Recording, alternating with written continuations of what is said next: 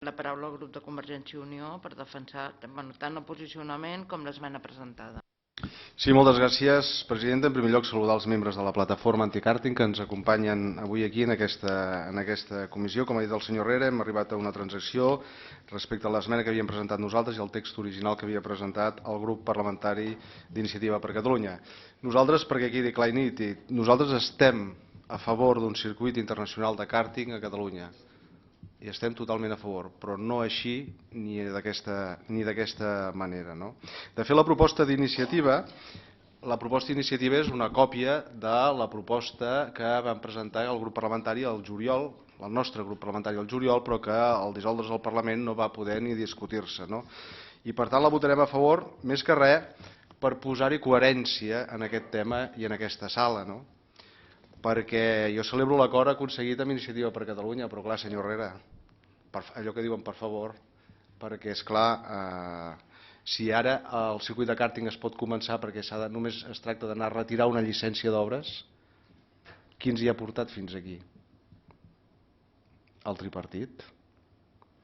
Veig que el preocupa molt el tema paisatgístic i ambiental. Qui va fer l'informe ambiental favorable per la recalificació urbanística que es va d'haver fer al circuit? Un conseller d'Iniciativa per Catalunya Verds, per exemple.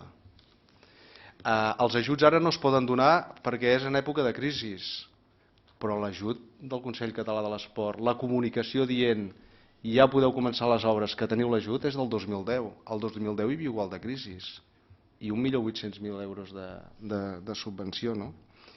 Per tant, escolti, s'ha arribat en aquesta situació perquè va haver-hi un govern que va donar l'hoquei i que va dir us deixarem diners del Consell Català de l'Esport, 1.800.000, us donarem diners de l'ICF, quan a moltes petites i mitjanes empreses l'ICF els hi ha tancat la porta perquè no hi ha recursos per ells, això en època del tripartit, perquè hi ha hagut una recalificació urbanística en aquest sector autoritzada pel govern tripartit. Amb Iniciativa per Catalunya a dins. Amb Iniciativa per Catalunya a dins. I fixi's la diferència. Nosaltres, quan va haver-hi tot això, quan els membres de la plataforma de l'Stop al Kàrting es van dirigir al grup parlamentari de Convergència i Unió, vam dir que nosaltres només posàvem una condició que és la mateixa que posem ara. Una subvenció i un ajut i un crèdit genera drets. I per tant, per això hem afegit a la transacció sempre que jurídicament sigui possible. Perquè, vull dir, aquí posem reconsiderar l'ajut, la subvenció, l'acord de l'ICF. D'acord, reconsiderar si jurídicament és possible, perquè això té efectes amb tercers i per això també afegim que no sigui pitjor el remei que l'enfermetat per les finances de la Generalitat. És a dir, que els danys que es puguin causar a tercers se'ls hagi de compensar amb no sé què, perquè després ens trobem que hi ha una despesa i a més no hi ha ni un circuit de kàrting. No? I després una cosa, aquest tema ha pecat des de l'origen. Per què? Doncs perquè no es pot clavar el clau per la cabota. I encara que estigui totalment dins el terme municipal de Llinars, és la típica infraestructura que està tocant a Cardedeu i a Sant Antoni de Vilamajor també hi ha una part. I aquestes infraestructures generals, que no són estrictament només d'un municipi, s'han de fer en consens amb totes les institucions. Per això nosaltres també diem que el govern de la Generalitat el paper que pot tenir és intentar trobar una ubicació pel circuit de kàrting internacional que generi aquest consens entre totes les parts implicades. I vostè, senyor Herrera, té tota la raó del món i nosaltres també ho vam dir el juliol passat. Amb la de necessitats que hi ha ara, amb la d'ajustos pressupostaris que s'ha de fer ara, no és una prioritat